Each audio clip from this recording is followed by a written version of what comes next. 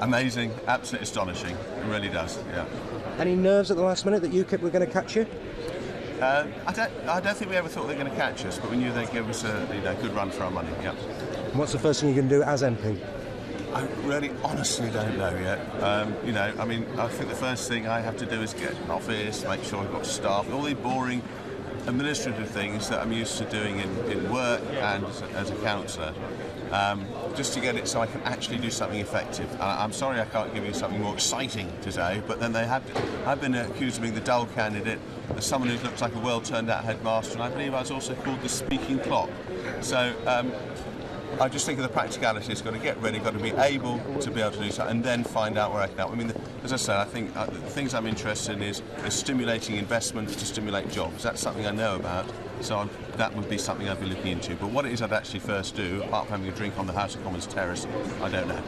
Oh, I'm delighted. I mean, what a tremendous surge in the vote, from 3.6% to nearly 28% of the vote in 3 weeks. And given that it took us a week to find an office and print some leaflets and get ready for it, tremendous. Do you know, on the vote today, in the constituency, we came first.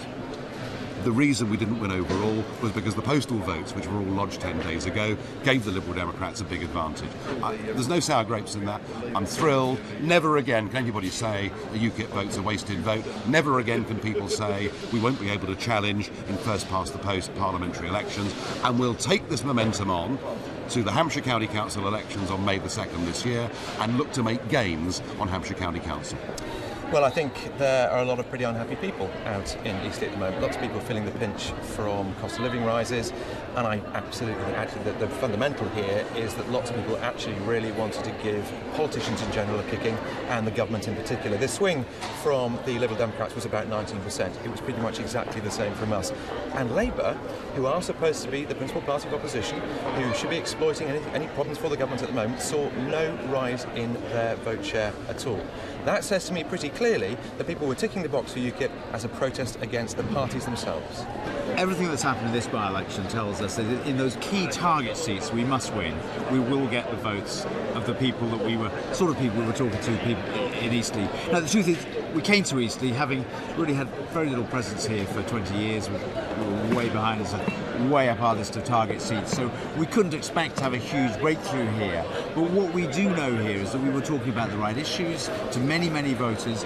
Some voters voted for us for the first time here in Eastleigh. Many thought about it. We didn't win them on the day, but that gives us a lot of confidence, not just about our ability to win our target seats for the next election, but also here in Eastleigh to be winning local council seats and getting a foothold back in Eastleigh for the Labour Party.